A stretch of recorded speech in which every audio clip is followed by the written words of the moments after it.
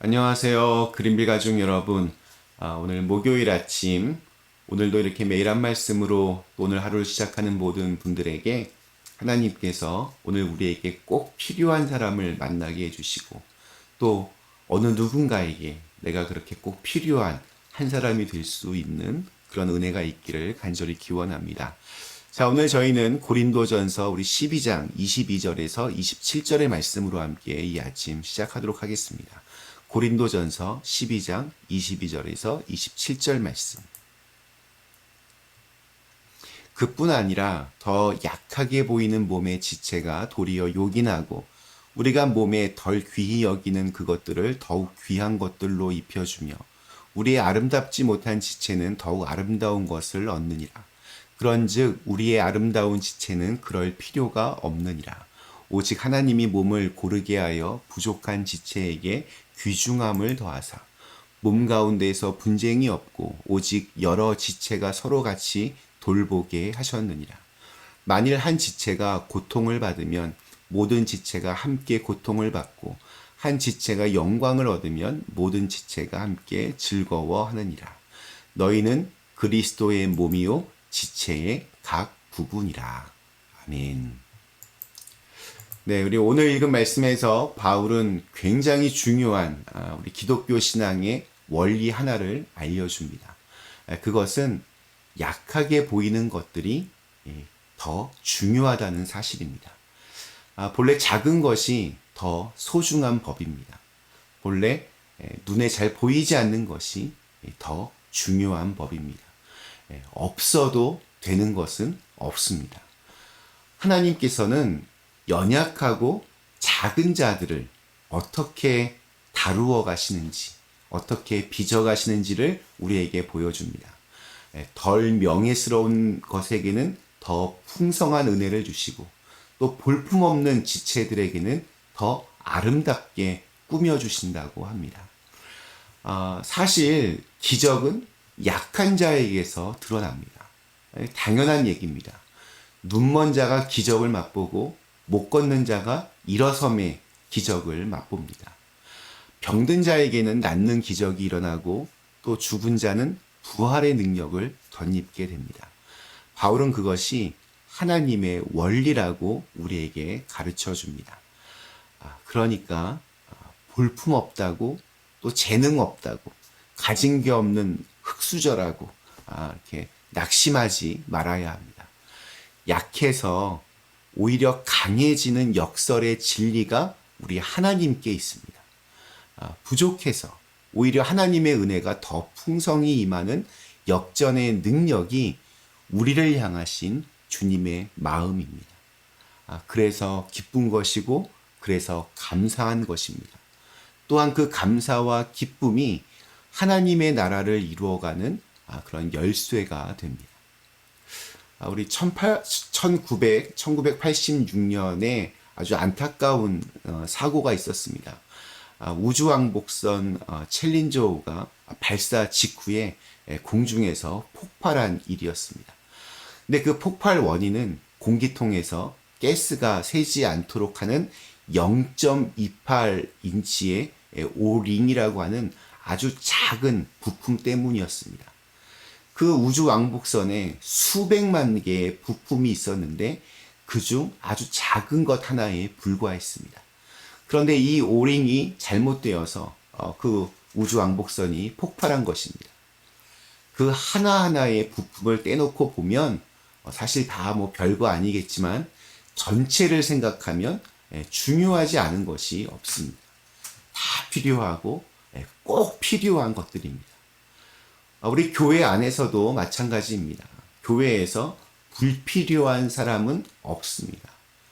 없어도 되는 사람 없습니다. 모두가 다 필요합니다.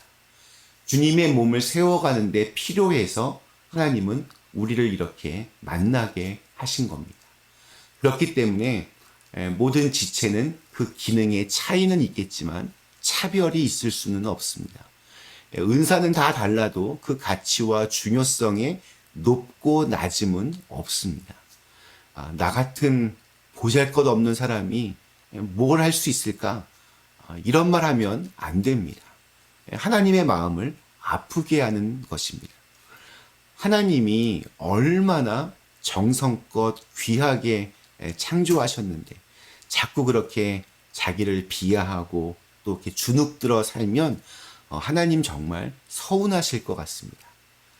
하나님이 우리에게 교회 공동체를 주신 이유는 이렇게 내가 얼마나 고귀한 존재인지를 깨닫는 것이 첫 번째이고, 그 다음 내가 귀한 만큼 다른 사람들을 귀하게 여기는 훈련을 하게 하시기 위함입니다.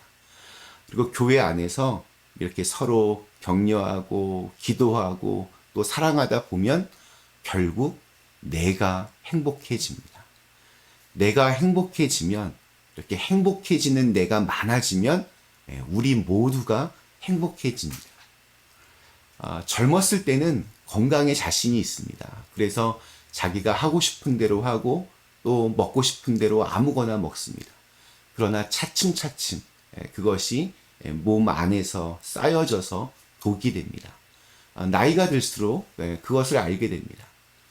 그런데 보면 이렇게 몸 상하는지도 모르는 채 자기 마음대로 이렇게 했던 것처럼 혼자서 아무도 없이 서로 함께 더불어 사는 은혜를 모르는 채 살아가려고 하는 그러한 사람들도 있습니다.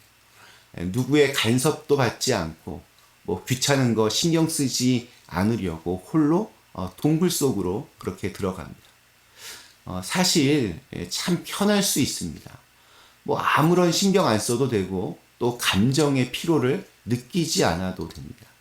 뭐 아파할 일도 없고 상처를 주고받을 일도 없고 남 걱정할 일도 없습니다. 그런데 이것이 자기의 몸을 상하게 하는 것이 된다면 어떨까요?